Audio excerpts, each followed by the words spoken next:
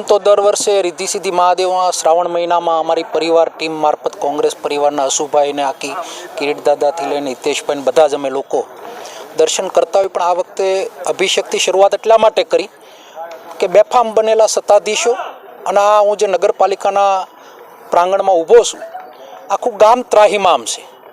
ગામ પોકારી રહ્યું છે કે આમાંથી અમને મુક્તિ આપો. ત્યારે કોંગ્રેસ પરિવારે હંમેશા કોઈ પણ ખોટા કાર્યની આગેવાની લીધી છે ને એના ભાગરૂપે આજે આવેદનની મુદ્દાઓમાં 18% હાઉસ ટેક્સની ઉપર વ્યાજ.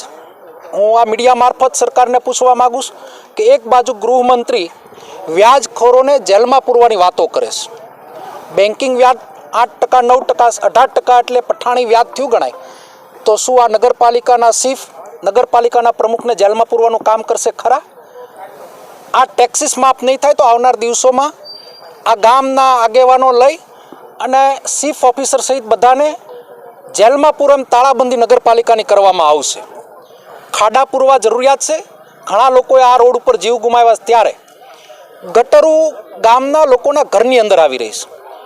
ત્યારે મોટી વાહવાહી લૂંટતી આ ભાજપ સરકારને શાનમાં સમજાવવાનો એક આ પ્રયત્ન કર્યો છે.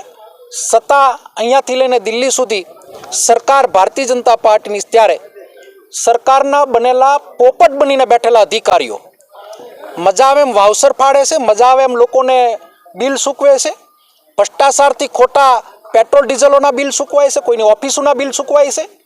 ત્યારે શાનમાં સમજાવવા આવ્યા છે. આવનાર દિવસોમાં જો આ વાત સમજણપૂર્વક નહીં સમજાય તો શેરી અને મહોલ્લા સુધી આ વાતને લઈ અને જનજાગૃતિ સાથે આવનાર દિવસોમાં નગરપાલિકાને ફરી વખત તાળાબંધીનો કાર્યક્રમ આપવામાં આવશે.